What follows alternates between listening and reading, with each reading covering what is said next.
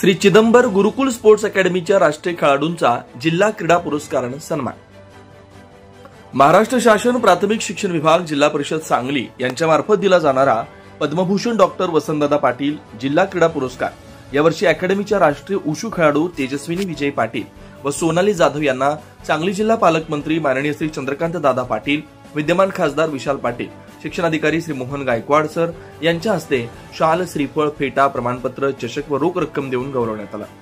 आजपर्यंत श्री चिदंबर गुरुकुल स्पोर्ट्स अकॅडमीच्या 9 खेळाडूंना जिल्हा क्रीडा पुरस्काराने सन्मानित करण्यात आले। 2022 साली एकाच वेळी 3 पुरस्कार मिळवून हॅट्रिक साधणारे पहिलेच गुरुकुल व सलग 4 वर्षात 9 पुरस्कार मिळवून सांगली जिल्ह्यातील क्रीडा क्षेत्राचे लक्ष वेधून घेणारे एकमेव श्री चिदंबर गुरुकुल स्पोर्ट्स अकॅडमी म्हणून आज महाराष्ट्रभर नावलौकिक होतोय।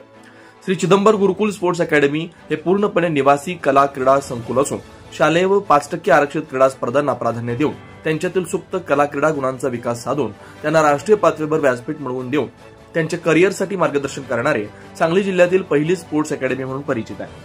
आजवर केलेल्या क्रीडा कामगिरीचे फलस्वरूप असं की प्राथमिक शिक्षण विभाग जिल्हा परिषद सांगली यांच्यामार्फत दिला जाणारा पद्मभूषण डॉक्टर वसंतदादा पाटील जिल्हा क्रीडा पुरस्काराने 9 खेळाडूंना सांगली जिल्हा परिषदेचे माजी मुख्य कार्यकारी अधिकारी माननीय श्री जितेंद्र डुडी, शिक्षणाधिकारी माननीय श्री मोहन गायकवाड, माननीय श्री विशाल नरवाडी, माजी जिल्हा परिषद अध्यक्षा सौ प्राजक्ताताई कोरे, आशाताई पाटील, सभापती प्राथमिक शिक्षण विभाग व आरोग्य समिती जिल्हा परिषद सांगली, क्रीडा अधिकारी माननीय श्री माणिक वाघमारे, क्रीडा मार्गदर्शक प्रशांत पवार या मान्यवरांच्या शुभ हस्ते सर्व खेळाडूंना गौरवण्यात आले।